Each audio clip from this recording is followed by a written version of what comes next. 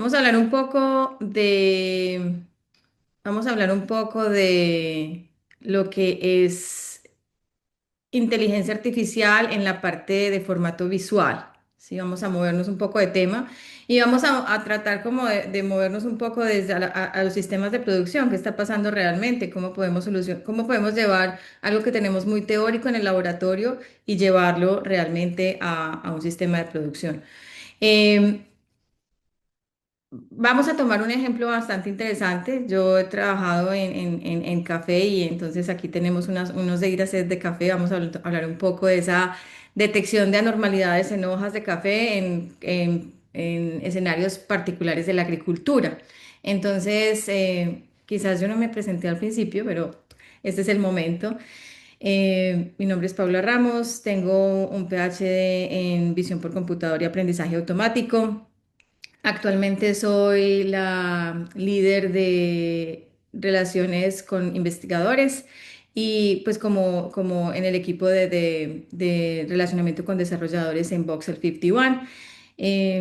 Pueden seguirme en LinkedIn si quieren conversar conmigo después de de esta presentación. Pueden también descargar la presentación que están viendo en este momento y pueden unirse a la comunidad de 51, que es un proyecto de código abierto. Les he puesto también los links en el chat para que accedan allí de una manera más fácil. Bueno, vamos a empezar un poco acerca de la agenda que vamos a tener hoy. Vamos a tratar de hacerlo un poco más rápido para tener un poco los tiempos de acuerdo a a la agenda. Bueno, vamos a hablar un poco de qué es detección de anomalías en la agricultura, cómo se puede manejar, qué tipos de bases de datos y modelos, como un ejemplo un ejemplo de algoritmo de visión por computador clásico. Vamos a ver qué es la plataforma de 51, cómo se puede, cuáles son las ventajas de utilizar esta plataforma. Vamos a hablar de un modelo particular para detección de defectos que se llama Padim y vamos a ver esa aplicación específica para imágenes en café. Y vamos a hablar también de cómo podemos evaluar modelos y alternativas que tenemos. Vamos entonces a definir qué es detección de anomalías. Cuando nosotros tenemos una detección, cuando tenemos anomalías en sistemas de manufactura, pues es fácil detectarlos. Ellos van siempre en el mismo sitio, siempre están en el conveyor belt, van a tener una forma muy particular. Generalmente vamos a ver defectos, vamos a ver eventos raros y vamos a ver cosas que son inesperadas. Y todo eso tenemos que tenerlo dentro de los algoritmos. Pero la pregunta siguiente es cómo podemos migrar ese tema que se ha trabajado también en la manufactura y llevarlo a la agricultura. ¿Qué podemos definir como detección de anomalías en la agricultura? Como realmente eventos que no esperábamos que sucedieran, pero pueden ser afecciones de hojas, pueden ser alteraciones por algún insecto o plaga que se está comiendo las plantas. Y finalmente todo esto, todo lo que veamos de manera anormal en la plantación va a afectar directamente la producción. Por eso es muy importante detectar esto en un momento adecuado. Generalmente esto se puede hacer con elementos clásicos de procesamiento de imágenes, pero vamos a ver una de las ventajas que tiene la detección de anomalías con estos, con estos algoritmos. Cuando nosotros tenemos estas detección de anomalías, que son los métodos más comunes, lo que tenemos es que debemos buscar distribuciones buscar distribuciones de los datos y qué está por fuera de la distribución es lo que podemos considerar anormal. Básicamente es eso, pero llevado a una escala mayor. Entonces, cómo normalmente nosotros trabajamos frente a una clasificación normal o a las anomalías, a los algoritmos de detección de anomalías? Una clasificación normal, por ejemplo, necesitamos bases de datos etiquetadas, o sea, necesitamos saber que esta sección de mi base de datos es normal y esta sección de mi base de datos es anormal y lo que se llama aprendizaje supervisado. Pero la detección de anomalías con estos algoritmos trabaja en solamente los valores normales. Entonces no necesitamos etiquetas de los valores anormales. Pero depende mucho también de la distribución que tengamos. qué tanta variabilidad de los datos tengamos. O sea, es decir, yo puedo tener mi cámara en mis condiciones de clima específicos, tomé las imágenes a mediodía y eso es una condición. Pero si yo tomo esas imágenes muy temprano en la mañana o en un día lluvioso, en un día nublado, las cosas pueden cambiar y esa variabilidad quizás no está en los datos normales y puede ser considerada como una normalidad. Entonces, en los escenarios de agricultura es muy interesante, muy importante definir cuáles son los retos. Si los retos es que la variabilidad es enorme, no podemos comparar la variabilidad que tenemos en las condiciones exteriores a las condiciones que tenemos dentro de los procesos de manufactura, que igual son condiciones complicadas y retadoras. Pero tenemos oportunidades, todos los retos llevan a oportunidades, es decir, podemos migrar estos algoritmos de detección de anomalías a la agricultura. La respuesta es sí, pero tenemos que hacerlo de una manera estratégica. Entonces, cuando hablamos de estas detecciones, estos algoritmos van más allá de una distribución gaussiana. Podemos tener diferentes algoritmos que utilizan, por ejemplo, contrastive learning o utilizan student teacher networks o utilizan few shot aproximaciones de zero shot o few shot. Vamos a ver entonces qué podríamos utilizar en este caso y vamos a hablar de un modelo muy particular que se llama padding. Es un modelo que por supuesto va más allá de una simple distribución gaussiana, pero en este caso lo que se hace es que se busca activación de vectores en patches, es decir, se hace una división de la imagen en pequeños recuadros y estos pequeños recuadros se le hace un análisis de distribución. Ese análisis de distribución finalmente lo que nos lleva es a hacer unos cálculos de un score de anormalidad. ¿Esto cómo funciona? ¿Cómo funciona todo el modelo? El modelo funciona es cuando tenemos ese CNN, lo que estamos realmente es extrayendo las características de esos patches, de esos subcuadros que tenemos en la imagen. Luego buscamos y generamos unos embeddings que son vectores de alta dimensionalidad. Luego buscamos llevar esos vectores de alta dimensionalidad a menos dimensiones, pero manteniendo la relación intacta entre sus características. Y luego sobre eso hacemos un cálculo de los parámetros gaussianos y finalmente hacemos un cálculo de la normalidad. Así funciona el modelo. Pero como lo pueden ver, va más allá, no es simplemente un análisis de distribución gaussiana. ¿Qué tenemos en manufactura? Pues escenarios muy controlados como lo que tenemos acá, una cápsula que está rota, y esto efectivamente es una normalidad comparado con lo que no tiene ningún defecto, y lo podemos ver en el mapa de calor donde vemos específicamente dónde está sucediendo la normalidad, esto después de haber hecho ese análisis con el modelo de padding y poder detectar esos puntos de calor. Vamos entonces a mirar cómo esto puede funcionar cuando llevamos el dataset o el modelo a un dataset que es de entornos no controlados y elementos biológicos que no tienen siempre el mismo tamaño, no tienen la misma forma, tienen diferentes colores, diferentes fondos. Vamos a ver cómo puede funcionar esto. En este caso, para esta charla en particular, utilicé dos bases de datos, una que se llama Rocole y otra que se llama JMV2. Entonces, vamos a ver cómo funciona.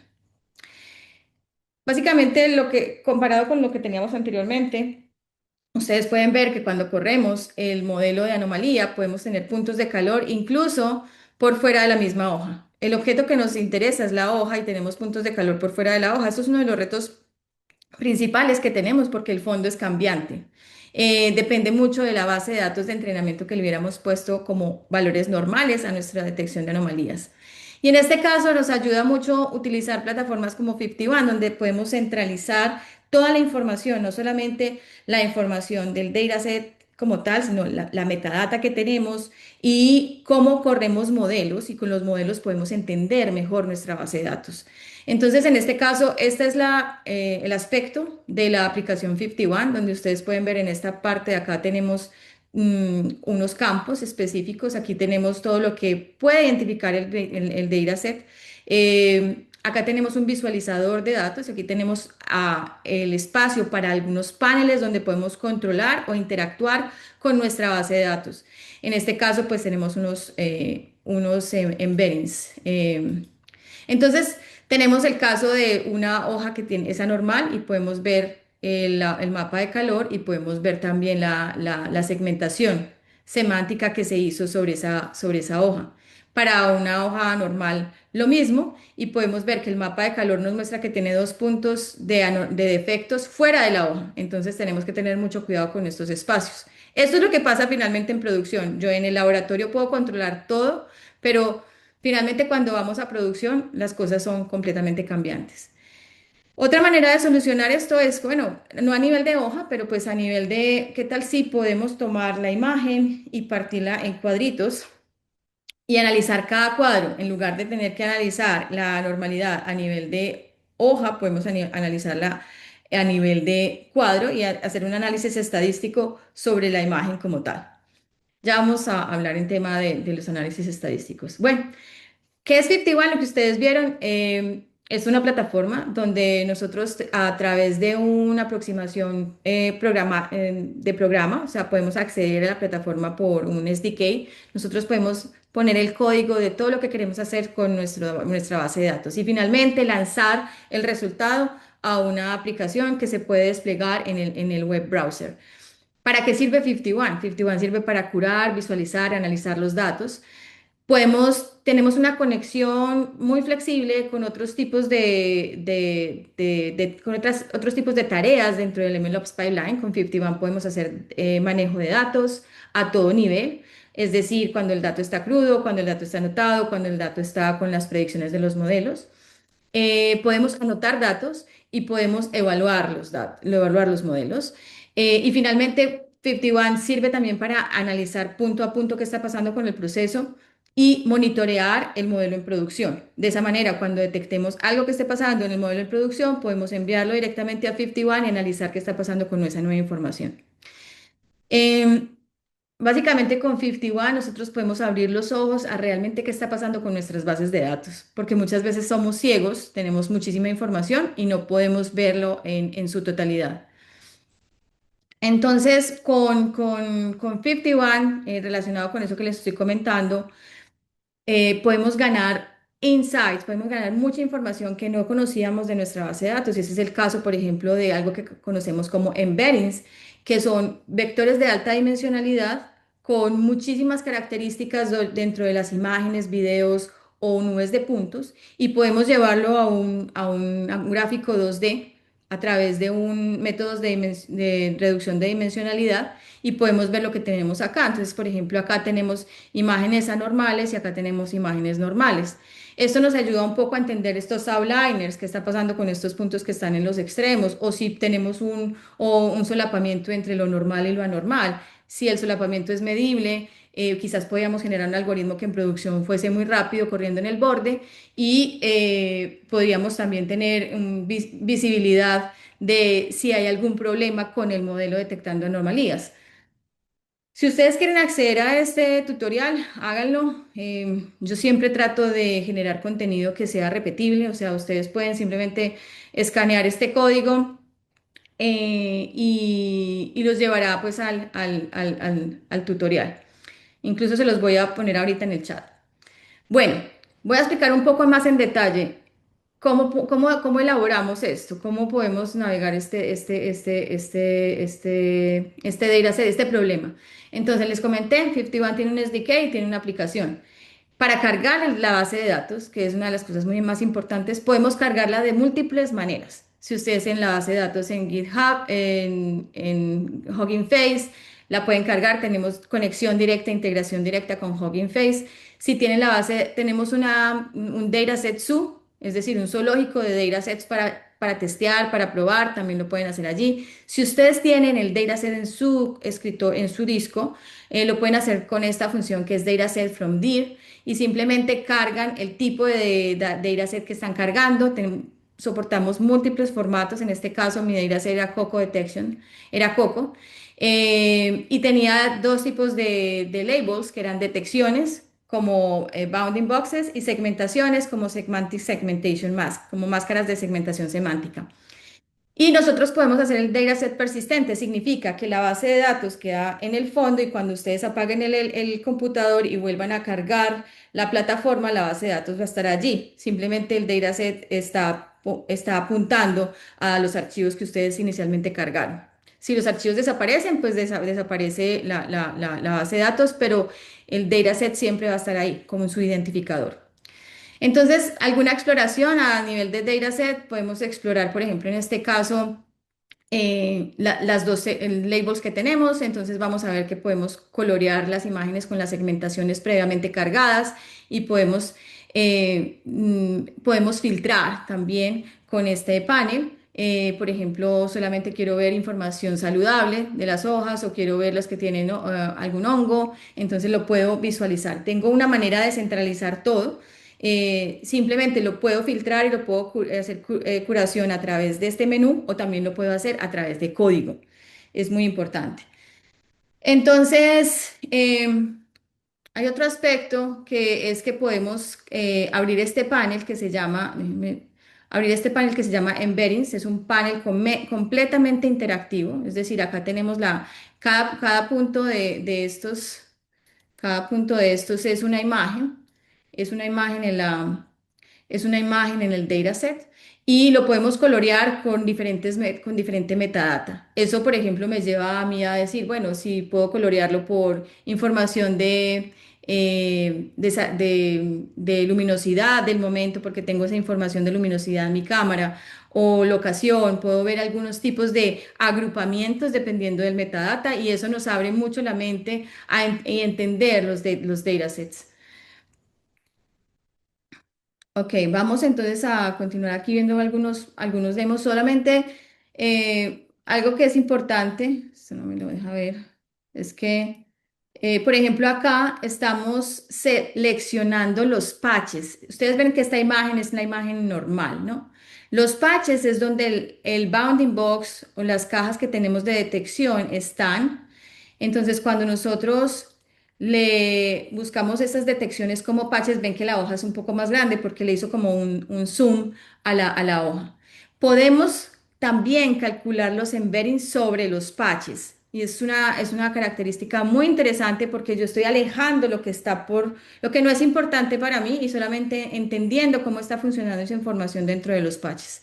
Acá, por ejemplo, podemos ver las diferentes características que vienen en el dataset original y ver esas características en los embeddings que tenemos. Esto nos ayuda a entender el dataset, ¿no es cierto? ¿Qué pasa cuando nosotros, en este caso, quise agrupar lo que era saludable y de lo que no era saludable? Y creé una nueva base de datos o una vista, lo que llamamos una vista del dataset, donde solamente en este caso vamos a tener datos normales y datos anormales. Hice como una especie de subset. Y cuando tuve ese subset, entonces aquí puedo ver las detecciones, igual como un zoom de la hoja, y puedo ver solamente dos labels, normal y anormal. Y esto lo hice para poder entrenar el modelo de detección de anomalías.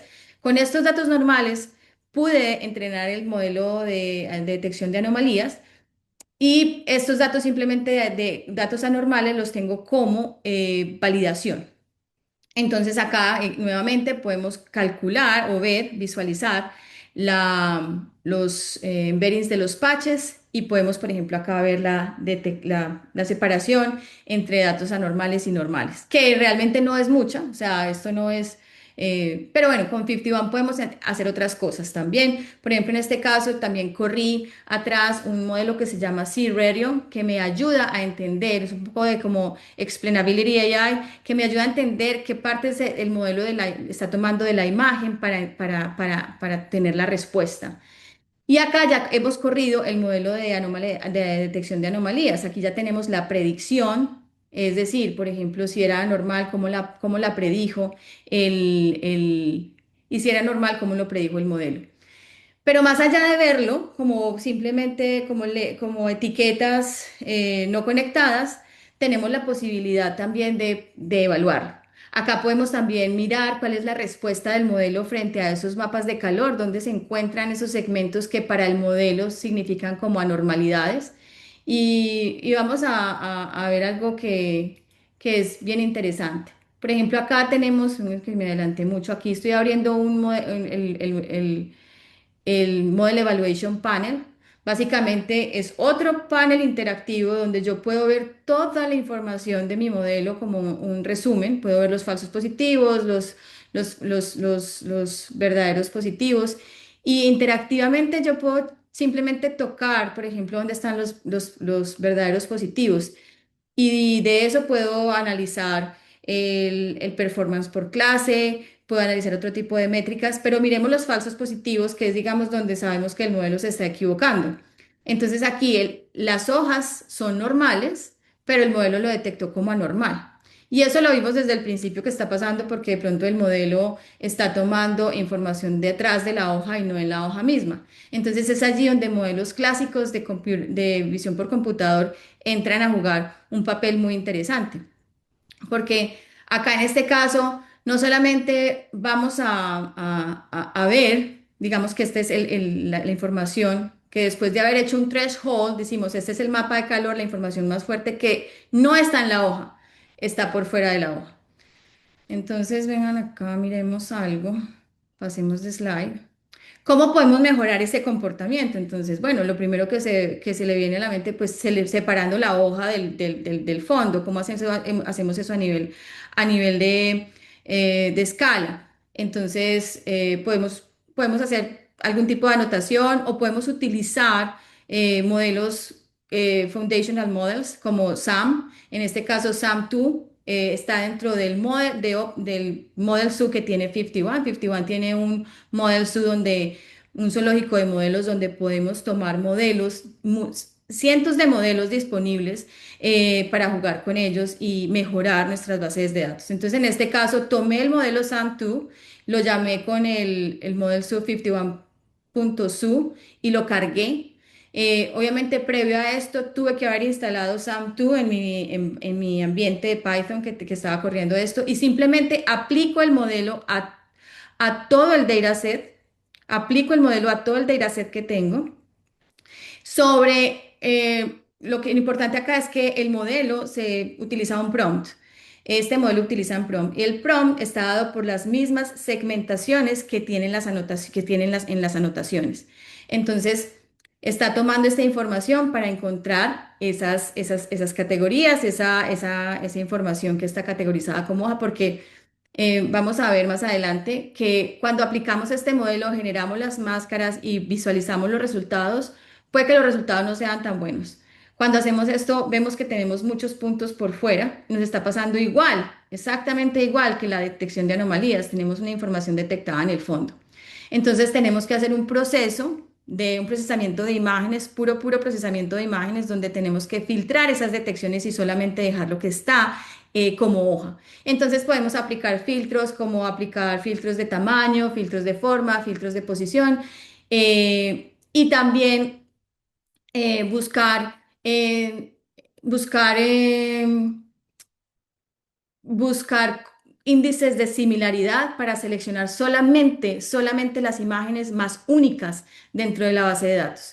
Entonces, así, después de ese proceso, vemos esto. O sea, teníamos esto inicialmente donde corrimos SAM2, SAM2, y luego de este filtrado, lo que hacemos, y todo lo podemos hacer dentro de la plataforma. Entonces, luego de eso, ya lo que tenemos es que vamos a tener un overlap, es decir, si tengo la normalidad o el mapa de calor que me está tocando la hoja y además tengo una máscara de hoja, ahí lo vamos a tomar como que es anormal. De otra manera, la hoja va a ser normal. Entonces, vamos a volver un poco a esta idea y vemos cómo realmente tenemos la máscara y aquí, por ejemplo, tenemos un solapamiento. Y tenemos una nueva predicción que viene del solapamiento y toda esa información con metadata la podemos ver dentro de 51 y chequear lo que está sucediendo. Bueno, voy a saltarme un poco lo que sigue. Siguen procesos adicionales para mejorar el pipeline, donde básicamente podríamos escoger solamente unas secciones de la hoja para continuar. Vamos a ver. Ok. Importante, muy importante, con 51 podemos tener la evaluación del modelo muy visible. Entonces, en este caso, por ejemplo, podemos ver el padding que teníamos inicialmente con el que teníamos, con el nuevo modelo que creamos, donde realmente bajamos los falsos positivos a 6, pero subimos los falsos negativos. Entonces, mantener un balance entre estas dos cosas es complejo y eso pasa en los sistemas de producción y es necesario utilizar más herramientas para mejorar este tipo de pipelines. Bueno, vamos a seguir. Pero otra opción que tenemos es sencillamente utilizar, en lugar de utilizar toda la hoja, hacer un tile, hacer cuadros pequeños y utilizar esta información como información normal, anormal sobre sobre el modelo de detección de anomalías. Entonces, en este caso, utilizamos un plugin en 51 particularmente. Yo puedo utilizar un plugin para hacerle separación o hacer como subdivisión de la imagen. Entonces utilizamos un plugin que sirve para esto. Es simplemente una instalación de un paquete de software adicional y todo esto es open source. Esto es algo que la misma comunidad ha desarrollado por nosotros.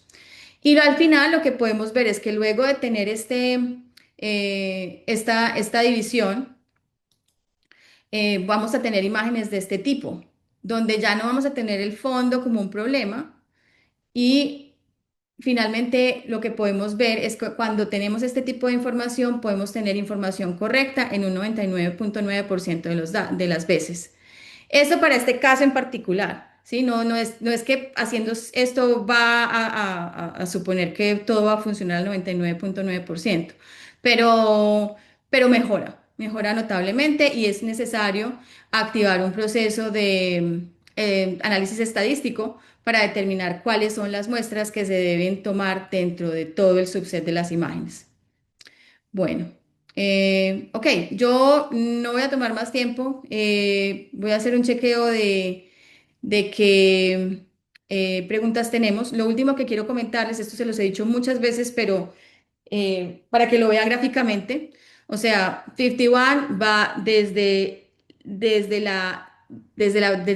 la data, donde se genera la data, hasta la producción, puede ir allí. Como tareas principales, 51 les ayuda a hacer manejo de datos, anotación y evaluación de modelos, pero es tan flexible que puede ir en cualquier paso y punto que ustedes tengan en el MLOps pipeline. Con esto cierro el tema y am, los invito a que si están trabajando con inteligencia artificial visual, exploren 51, lo pueden hacer ustedes desde su computador, solamente pip install 51. Pueden entrenarse con muchos de los materiales que nosotros hemos creado desde el equipo de DevRel. Pueden escanear el código de Try Tutorials, unirse a la comunidad de Discord, donde tenemos una maravillosa comunidad y atender nuestros eventos donde no solamente hablamos de las últimas tendencias de AI, sino también las últimas investigaciones y cosas muy interesantes que están pasando alrededor de lo que llamamos